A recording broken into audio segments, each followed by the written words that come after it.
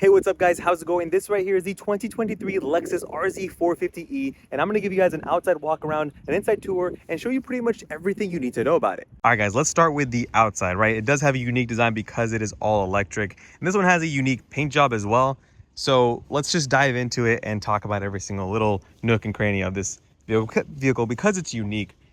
So starting with the front, because all electric vehicles don't need that much air going into electrical components for cooling, it doesn't have much as far as the grille goes, but it still has that spindle grille that Lexus is known for, right? So this one's more of like a spindle front bumper that kind of morphs into the body.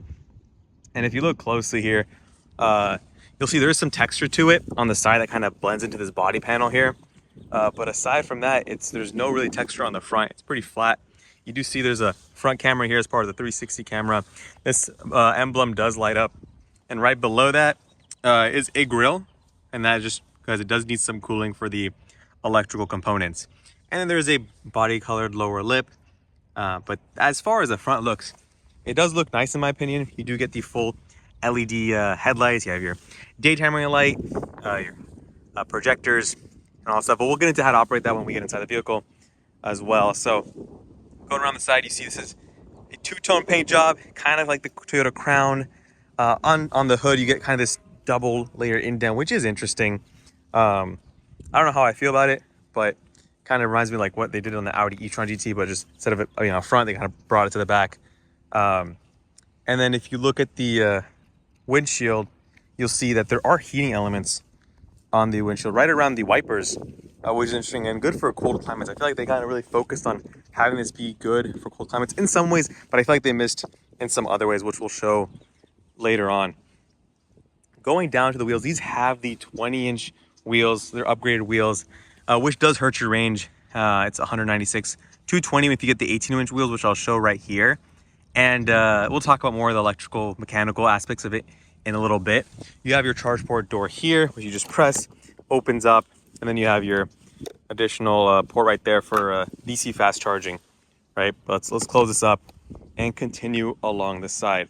It does have the two-tone wheel arch, you see there, with an integrated sensor on the left, right there. But the lines are really nice. You see a line that goes across top, and then another one that forms right below it, goes across the charge port door that goes all the way and up there, which is cool.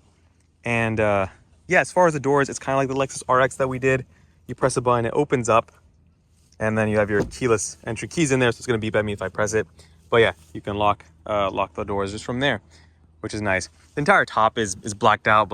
A pillar goes across the entire roof, blacked out B pillar, and you go up here, this is blacked out, but it's just a panel.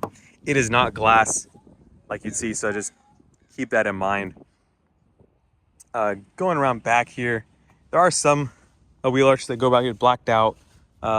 Nothing crazy in that regards. But going around the rear here, you'll see there are winglets, so they call them vortex generators, and that's to help reduce drag for the vehicle. And then ultimately you have a really nice swept roofline and a little bit of a deck lid spoiler. And I wish they'd put a windshield wiper here for people who want to actually have good visibility out back. If it's just raining, this will be fine, but I'm sure if it gets snow or other stuff, it'll help to have a windshield wiper. So that's just my thoughts in that regards. If you see, there's a light bar that goes across the entire rear, and Lexus has been doing this with the Lexus lettering as well, and your third brake light is right there. If you go take a step back, you'll see there's a lot of things going on back here. You have this accent right here, which comes up, hops along in there. Not functional vents. You do get a functional diffuser. That's not really aesthetic. It's meant to be pretty out of sight, but it does look looks like it's meant to actually like help channel air from around underside the vehicle. And then once we go around here, you'll see the RZ450e Direct 4, meaning it is an all-wheel drive. All these vehicles will only come in all-wheel drive because it's a dual motor setup, and we'll talk about that when we open the hood. But real quickly, since I did kind of bash on the vents and the back being not real, there is this vent right here, and it has little holes. You could barely see it. Let me zoom in here.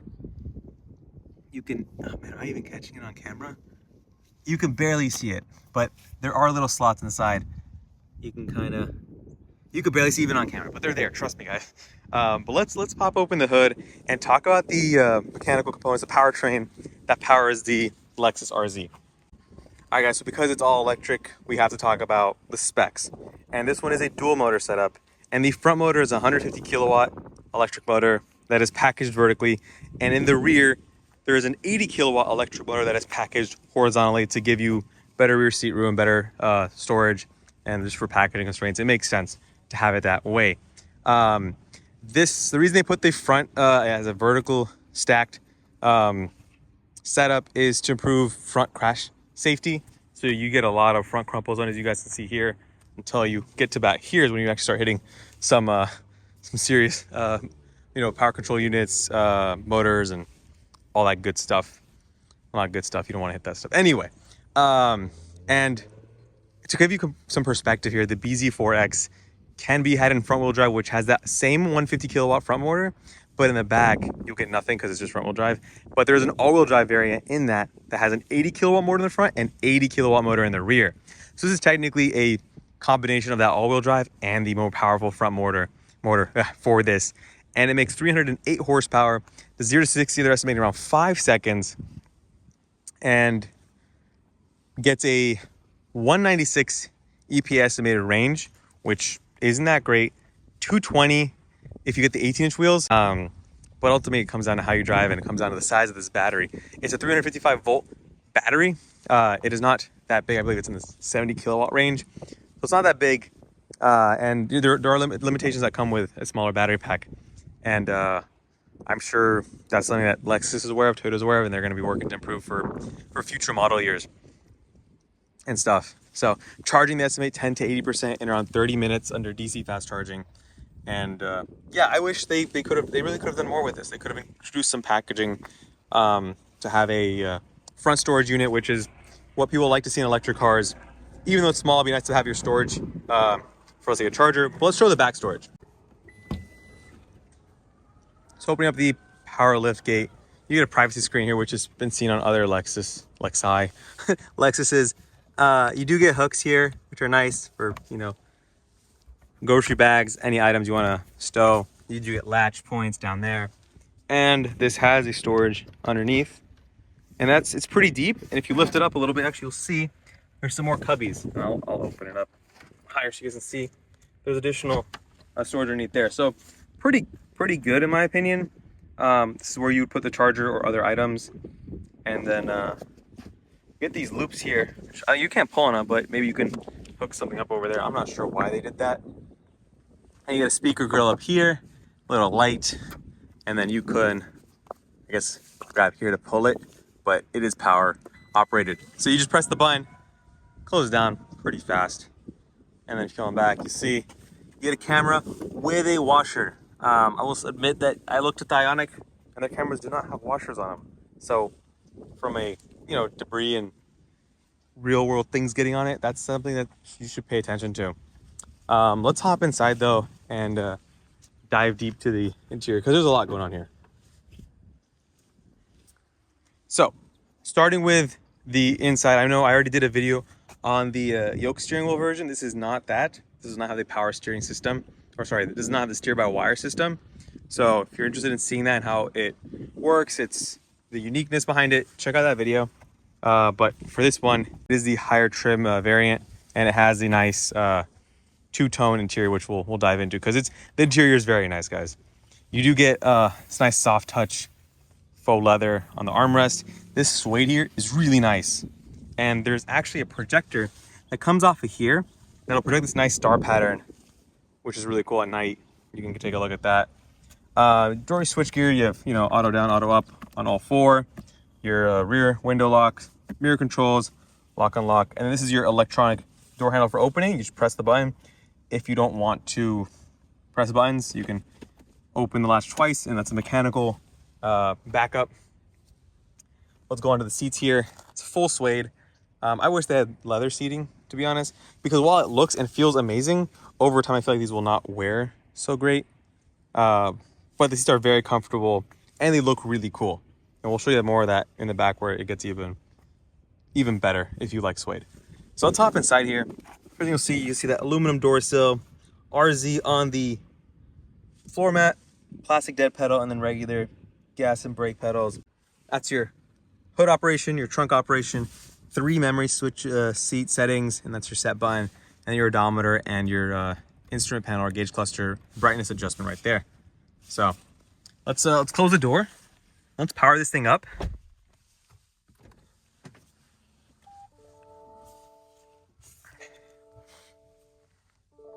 So you get a couple beeps, you get the nice little animation.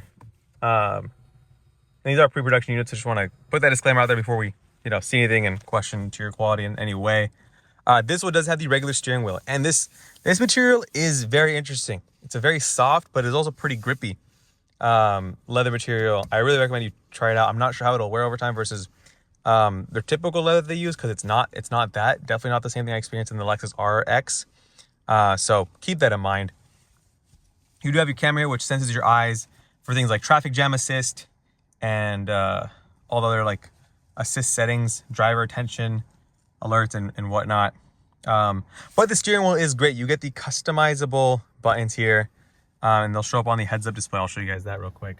They show up here. You can customize these, which is great. They're for cruise control. And then on the left-hand side, let's focus there. You have your music. But again, customize these to do almost anything else in the vehicle, which is great. Your volume are buttons, not a scroll wheel like you would on the yoke. And then this is the button to change menus for that. So a lot different controls here. You get more traditional windshield wiper stalks because of the round steering wheel. More traditional light controls. Otherwise, you'd have them down here. So yeah, it's more traditional. You have to, look at that, turn lock to lock. Whereas in a yoke, you don't need to do that. So for, I think, more performance oriented driving, I think you'd want this, because you don't want to have a variable steering ratio when you're driving a car hard. That's not as predictable. But this is a very light and very comfortable steering setup, which is not meant for performance driving. So that point is irrelevant. Power stop, as you guys saw that I used that. Vents up top, which are great. Your hazard button. This 14-inch touchscreen is standard across the board, and it's a great touchscreen system. It's been used on a lot of other Lexus Lexus vehicles. And it's got a nice integration of your AC controls being built into the screen with this tactical knob around it, your volume, and you have fan controls, which is touch, but it's not that difficult to operate. You do have automatic heated and cooled seats and automatic heated steering wheel. And I love that. More vehicles should start adopting that, because if it's cold outside, you don't have to go think about turning on your heated seats. Or if you don't want it on, you can just turn it off and it won't automatically power them. I like when I get in a car and it automatically turns on the heated steering wheel, because sometimes I just don't think to do that, but I appreciate it when it's done for me. So that's kind of my thoughts. You do get maps built in. You do get a bunch of vehicle settings, your Apple CarPlay, Android Auto. It is nice, it's responsive, and it's a solid resolution. So just keep that in mind. I mean, it's lagging out right now, which is unfortunate, but it works. I think it's really good if you're going to use this built-in one. You do have, the Lexus Assistant. You can be like, hey, Lexus. How can I help you? Nothing today. We'll just close that. All right. Yeah, and this one does have the Mark Levinson 13-speaker sound system. It's pretty bass heavy. I like it, because I like that about it. And going up top here, I thought you do get a digital rear view mirror. I haven't seen it on any vehicles yet, so I'm thinking you don't. But your sunglass holder here, it's pretty small. It's not the biggest. This button right here is what dims and makes your glass panoramic sunroof transparent or opaque. So 2 settings. Default is off. When you turn off the car, you get this setting. And if you want, just like opening your sunshade, boom, instant. I wish they had 2 different individual controls. That'd be really cool. And then you have your SOS button. If you really want to press it, you lift the switch, pop, press it, and boom. You got your touch lights, which is great. Most Lexuses have that. And then for sun visor test, you got your sun visor, your lights, pretty standard issue stuff. Nothing crazy there. Close that up. Microphone array for the assistant, as well as, getting on calls and all that good stuff. But let's go down here. You do have your front defroster, I said volume knob, and then your side window or mirror defroster, as well as your rear. And you have your park assist, which we're going to show you that real quick. It'll tell me to fasten my seatbelt, but I've done demos on this on the Lexus RX, the Toyota Crown. Check that out. But nonetheless, you still have your 360 surround view, which is nice. It works better when you use it with the park assist, honestly. That's where it really comes into play. So we'll just turn that off. You get 3 USB-C ports here. 2 for power, 1 for data. And then that's kind of what that symbol means in case you guys weren't sure. You get a wireless charger here, which is nice. You get a little light indicator telling you whether it's on or actually, powering a phone, which is good. And then you have the rotary gear selector. It's not like a rotary dial like you'd see on Fords. It's more based on the orientations. You'd push down, go left. For reverse, push down and hold. For neutral, push down and drive. And right for drive, and then push for P, which is park. Pretty straightforward, easy to use. They mentioned they went to the additional detail, making it more, there's an angle to this, more conical than it's cylindrical. And there's some knurling on it, which feels nice. With exactly what's in the BZ4X. So it's actually really intuitive and easy to use. So that's good. This is the key fob, guys. Pretty straightforward, standard Lexus stuff. Nothing crazy there. Doesn't need to be. It's a car. You do get this plastic, but it's supposed to mimic like some type of wood charcoal. I don't know exactly what it's called, honestly, but some texture. It's nice. It does look pretty premium. It's not piano black, which I really like. So on the dash, it's soft touch. It's like this nice little foam material, squishy foam material. And then this vent line that goes all the way to your AC vent. It's a nice accent that goes around down here. And then there's no glove box, which, man, it bothers me. Like, where are you going to put your owner's manual? I mean, I guess if there's a digital owner's manual, but still, I want a glove box to put stuff in. This one has a radiating heat pad, which works really well, but it's at the expense of a glove box. And Lexus says they didn't get rid of the glove box. They moved it, and they say they moved it here. And this is storage space. I like the fact that it's lined in that, similar perforated suede. I mean, this is not really attached on, but that's probably because pre-production, guys. Keep that in mind. Plastics. This has a lip here. I don't know if you guys can see that. There's a lip here that's bigger because they don't want things spilling over to the driver footwell, and it's thinner on the driver and the passenger side. So you still get access on both ends. It's just a little bit limited on the driver's side, but you can still reach in, and it's a good reasoning. It's intentional. These seats are heated and ventilated, if I didn't mention that already. Let's actually turn on the AC. It's getting freaking hot. And this is the center console, which opens both ways. So for that here, I should press it down, and then what I noticed is versus like the Lexus, this button stays pressed. It doesn't come back out, which I think it did in the like Toyota Crown and stuff. Real quick on the center display, it does change when you change driving modes, which you do by just going here. You do have your different drive modes, sport, eco. There is a range mode to increase range, which will just use the rear motor, which is the 80 kilowatt rear motor, which you can use for daily driving, just you can't go that fast. So the normal, eco, sport, and custom. And I think you can access, yeah, there you go. Range is a dedicated drive mode. So yeah, I wish there was a drive mode selector. They obviously have the space for it here, so they should have added it. It's a physical button. You could customize one of these to be your drive mode. So just keep that in mind, actually. No one's really talking about that. You can customize this vehicle, even like a lot of Lexus RX, all that stuff, to your liking if you have this system, because it customizes things like drive mode, vehicle settings, and whatnot. So I think that's cool. But as far as the front goes, I covered almost everything I can think of.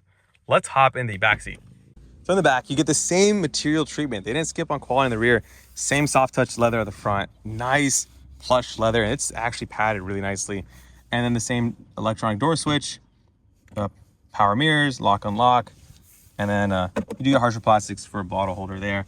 And these back seats are nice. I swear, dude, seeing a full Alcantara suede, ultra suede bench seat, I just think is really luxurious. It will not probably wear out nicely, and it'll probably be pretty hard to clean. But it honestly, this is stuff I feel like I've seen in like concept cars where they'll do like a full bench in like full suede. So very nice. It goes all the way down. Like, look at this. The perforation goes all the way down. It looks very nice. So that's when it really matters to you. Like, I guess this is your vehicle. Very nice flat flooring. There's a little bit of a bump there, but it's flat because there's a battery. And you get good rear legroom because of how long the wheelbase is. This wheelbase actually is closer to that of a Lexus RX than it is to like an NX. So just keep that in mind. That is a benefit you get out of this. As far as center, it's pretty simple. You get cup holders here, very nice, softly padded. Just feels so like, so nice. USB-C, heated seats on the outboard seats, and then a 12-volt down there, and then you have your own vents, which you'd expect. You do get a good amount of headroom because it's a glass roof, and this one has lights up there that you can touch to turn on. You do get a handle here, lower that, pretty easy operation, nothing crazy there. I'm gonna sit inside here real quick, show you guys what it's like. Legroom is insane, actually. Holy. These seats, let me see, actually, if they do recline. They do. So these seats recline, which is nice. That's the standard. And then they recline one notch over, which is nice. A little bit of recline. I think it makes the view here really nice. So really solid room there. I like sitting back here. And these seats are very nice. Like Lexus, I think it does their thing when it comes to the interior. And they did it here too. So let's drive everything around real quick here. I talked about how the yoke steering wheel drive in the video. I didn't really show you guys driving it. That had a very, very different steering wheel. It was variable based on speed, and it was really tight. Lock to lock was barely a little over a full turn, I believe. This one feels more traditional, feels very light, and honestly feels like a totally different car because of that. I got in that one first, and now getting in this is probably more, it's more traditional, but that kind of like, I guess, set the level at you know, what I would expect from this vehicle, and this kind of changed that. So if that made sense, great. If it didn't, I don't know what I was trying to say there. Anywho, as far as power goes, we are now in, I believe we were in the range mode. That's what we last set. We got to get on here. It's really, you know, I'm trying to get on the gas. It's not giving it to me, you know. So what we're gonna do here is we're actually gonna go into normal. Let's go into normal. The lane assist actually kind of helped me there, keep me in my lane, because, you know, I'm driving with one hand, which I do not recommend to anyone. I left my suction cup out somewhere else, and I apologize. But anyway, we'll be fine. We'll be fine. I'll put this down if I have to.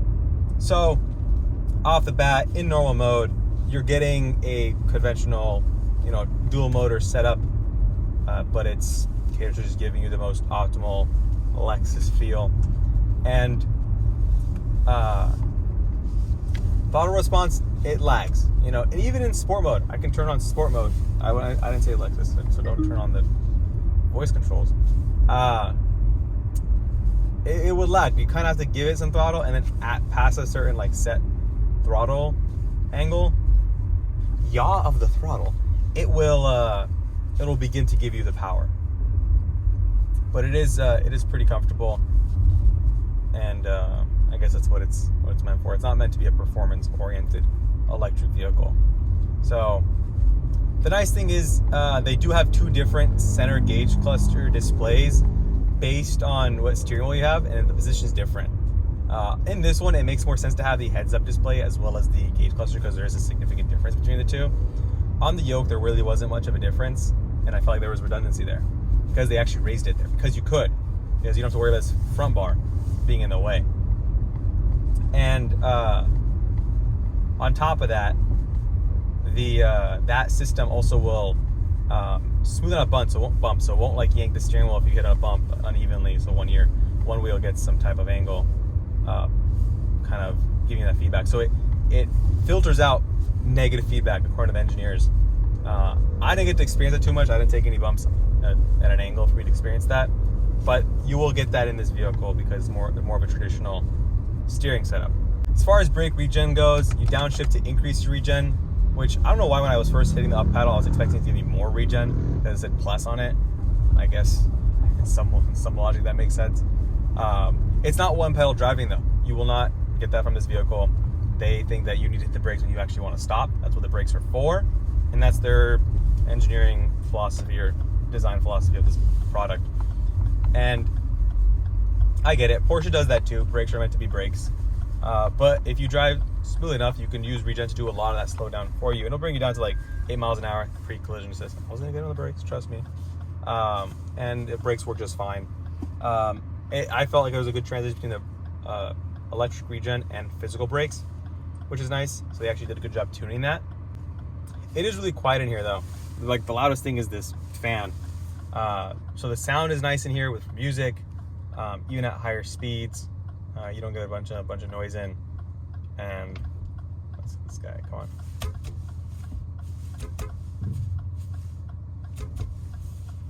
There you go. You got it. Yeah, it was green almost like 10 minutes ago. Look at all the turns I got to put into the steering here. Just do this nice and slowly. Yeah, lady, stare at me for making a U-turn. Make me feel great about myself. Jeez. All right. Anywho, let's get on throttle here. You get some nice sounds. It does push you. 300 horsepower. I don't forget what the torque rating is on this, but 0 to 65 seconds. I believe that. The butt test says that that's pretty much valid.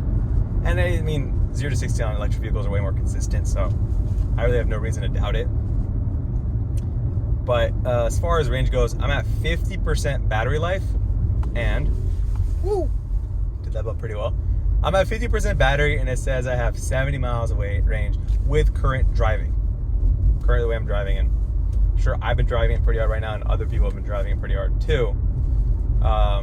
If I turn off AC, that'll bump up to 90 or 89, just went down. 90 miles of driving. So the AC has a big impact. You can, when you put in range mode, it'll automatically turn off the AC, but you can still turn it on, but you'd have to consciously have range mode on as well as the AC on. By default, I'll have it off. So just keep that in mind. Range mode is it's really out here trying to get you to where you need to go if you need every single, ounce of battery juice. So I'm actually going to open up this, close the opaqueness. I think it's good. This is a good system. It was in the Venza. It's also on Porsche Taycans, so it's the same technology. And when I was talking to the engineers about it, it's kind of like the technology used on like Casio, like digital watches, where you see those little like numbers and it's either grayed out or it's black. Similar technology, and the benefit of it is versus like an electrochromic glass roof is this system doesn't require as much electricity.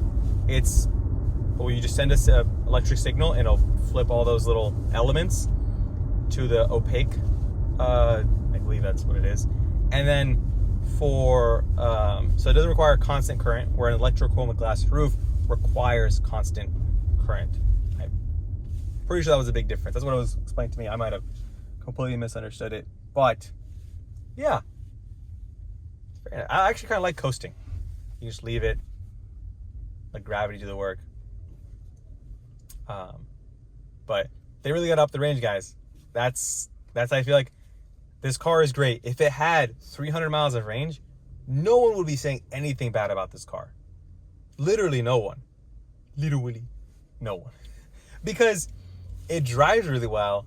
It is very comfortable. The interior materials are out of the park. It's the fact that it's just barely above 200 or just barely below. And in real world, you get 80% of that, which is, in the 160 miles in the real world. And then in cold, you're going to get 60% of that, which you're bringing that down to what? Like, quick maths, 120 miles of range. That's not, in 2023, when you have things like the Ioniq 5 on an 800 volt architecture that charges in 18 minutes, when you have the Tesla, which is 300 plus miles of range and has its charging network. Yes, you can charge this where you can charge an Ioniq 5. That's comparable, but that range isn't there. What you do get, though, is the Lexus Reserve support, which is 30 days out of the year you can drive another vehicle from like the Lexus Reserve fleet that dealerships have, as available as that may be, or as well supported as that may be, if you want to do something that this vehicle can't. So I guess if you're day-to-day driving, great, but you're really committing to that lifestyle of like, I don't need it, therefore I won't get it, but you're really paying for it because other options have that at the price range. So with that, I'm going to wrap it up here. Thank you guys for watching. If you have any questions, drop them in the comment section. Like, comment, subscribe, all that good stuff. And I'll see you guys in the next video. Peace.